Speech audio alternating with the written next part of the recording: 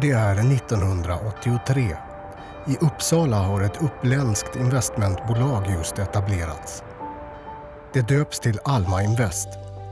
Bakom satsningen står Uppsala Sparbank och ett antal företagare från regionen.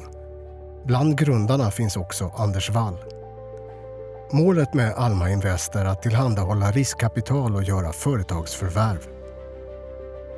Grundarna slog fast att framtida dotterbolag ska ha god lönsamhet, tillväxtpotential och produkter med överlägsen teknisk höjd. Ett av de tidiga förvärven var kabelföretaget Habia Cable. Kommande år tog utvecklingen fart. I slutet av 1980-talet knöts de första fjäderföretagen till koncernen, bland annat Lesjöfors som snart blev knutpunkten i denna verksamhet. 1987 börsnoterades koncernen och bytte namn till Alma Industri och Handel, eller kort och gott Alma. Många Uppsalabor valde att köpa aktier i sitt lokala börsbolag.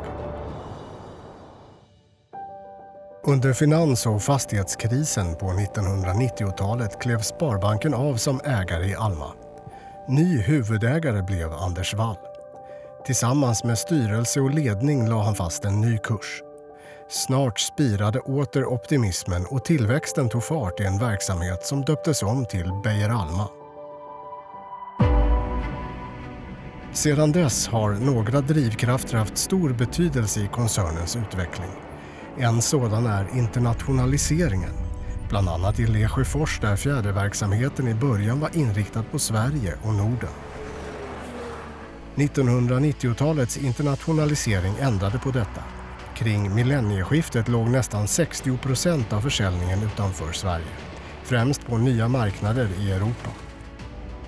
En förklaring är att Lesjöfors tidigt inriktade sig på kundanpassade fjädrar. Tillväxten med sådana produkter stärks när försäljningen är bred och har internationell täckning. Idag ligger ungefär 85% av Lesjöfors försäljning utanför Sverige och genom åren har nya marknader som Asien och Nordamerika tillkommit. Samtidigt har Norden varit en fortsatt viktig marknad för Beijer Alma. Det tydliggjordes 2010 när Beijer Tech förvärvades, där Norden är huvudmarknaden. En annan sak som drivit på utvecklingen är företagsförvärv, som gjort att Beijer Alma kunnat växa snabbare. Förvärven hjälper till att flytta fram positionerna på flera olika sätt. Lesjöfors får tillgång till nya produktområden, kunder i nya branscher, men också till fler geografiska marknader. I Beijer Tech har förvärven öppnat för tillväxt på nya områden med intressanta utvecklingsmöjligheter. I många fall är det företag som är inriktade på nischteknologier, men också tillverkande företag eller bolag som arbetar med förädling på annat sätt. På senare år har förvärvstakten i Beijer Alma drivits upp rejält. Bara sedan 2019 har det gjorts 20 förvärv i 11 länder. 40 år har gått sedan ett antal Uppsala-företagare bildade ett nytt investmentbolag. Sedan dess har Beijer Alma vuxit och förgrenats ut över världen. Produkterna säljs idag på 60 marknader och både Lesjöfors och Beijer Tech är ledande på många områden. Målet framåt är att fortsätta utveckla verksamheten på ett lönsamt och långsiktigt hållbart sätt. Strategin baseras liksom tidigare på internationalisering och förvärv.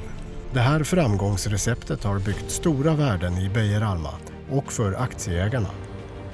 Nu är siktet inställt på att arbeta lika framgångsrikt i 40 år till, minst.